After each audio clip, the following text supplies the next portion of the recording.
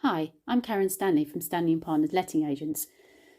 This is our first podcast regarding the white paper of property rental reforms. We're going to be looking at the changes, what is proposed, is it law, whether it's going to be implemented and when. The government says it's good news as the reforms will take care of both renters and landlords' concerns.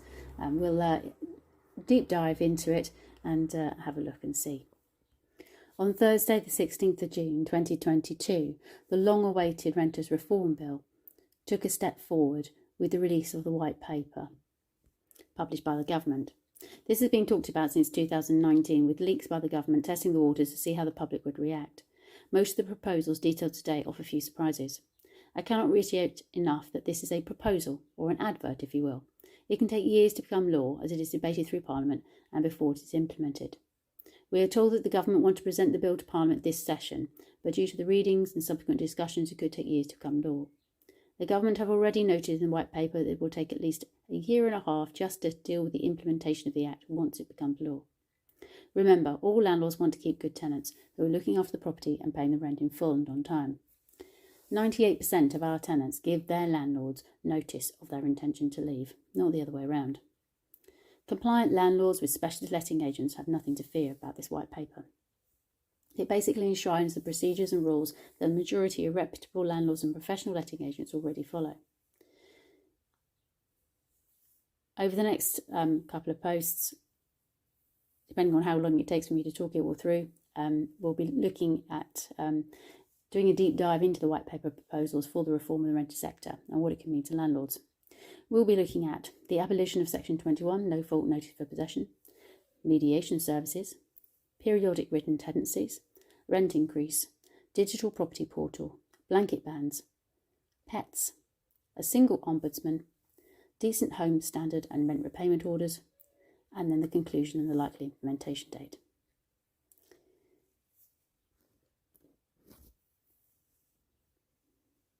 We've had a look at the 86-page white paper and the accompanying documents and what it could mean to landlords.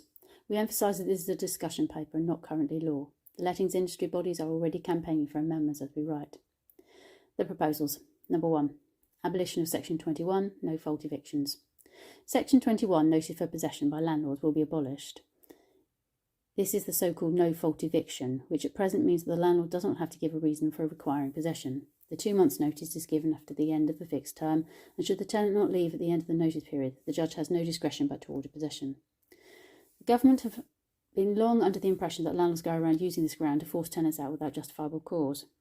This is part of the reason they brought in the Deregulation Act, Prevention from Retaliatory Eviction, October 2015, to prevent landlords issuing a Section 21 notice for 6 months, as part of revenge for the tenant complaining about lack of maintenance repairs. Under the proposals in the white paper, landlords have to rely on one of the Section 8 mandatory or discretionary reasons for eviction through the court should the tenant not leave after the 2 months period of notice. Arrears of maintenance, ground 8, will continue and is the most often used reason for mandatory possession if a tenant does not voluntarily leave. Landlords will have to give the tenant 1 month's notice for Section 8 claims for rent arrears. The current Section 8 grounds will be bolstered to have additional grounds of a mandatory ground, that's where the judge has no discretion but to award possession, to assist landlords wishing to sell their property or move in themselves or a family member, and the landlord will have to give 2 months' notice to their tenants. This is good for landlords whose personal circumstances change. The paper currently states that the landlord should only serve this after the first 6 months of a tenancy has elapsed.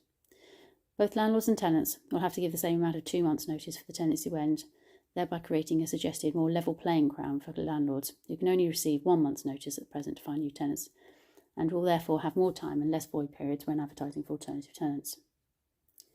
With tenants' antisocial behaviour, court proceedings will be fast-tracked and can be started at the same time as a period of 2 weeks notice, which then starts for the tenant. This will also be a set protocol to follow with details of the necessary evidence required, which once proved will require mandatory judgment. This is a huge step forward. At present, there is nothing to stop a tenant who is in a rent arrears and is about to go to court for a possession hearing from paying a small amount of the arrears on the court steps. The judge would then not be able to issue a possession notice. To prevent that happening, the government wished to provide a new mandatory ground, but again there's no argument about refusing possession, for repeated serious arrears released 2 months. So it's 2 months arrears over a period of 3 times within 3 years, regardless of the balance at the time of the hearing. They have set this out in this manner so that tenants on benefits who are paid weekly rather than monthly are not unduly penalised, as there are often months in which the rent is late, and some of which is paid early. Let's not forget that 71% of landlords said their tenants were in arrears, according to a recent government paper, the English Private Landlord Survey 2021. In the past, we are informed that this is particularly when landlords are self-managing. Landlords who have tenants managed by standing partners are not in arrears even during COVID, and less than 3% even had a payment plan in place. We've effectively spent the whole of the pandemic without Section 21 notices for possession, so it won't be too different if this comes to pass. Only 8% of tenants were asked to leave the property by their landlords, according to this government survey, which means that 92% of those tenants surveyed left the property by their own volition. Landlords want to keep good tenants who look after their property and pay the rent on time. From our experience, over 45 years now, we only see landlords giving notice for good reason.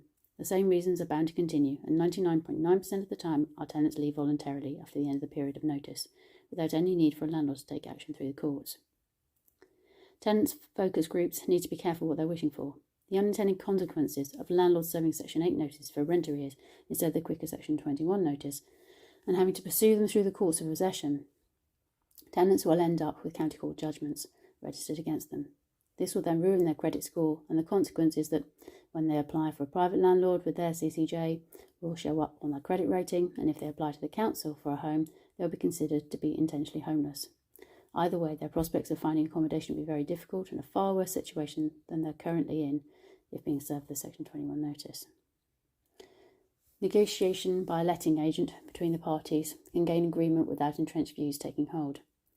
The need for rent guarantee and legal expenses insurance is a must, even now with the cost of living crisis, and especially if Section 21 is abolished.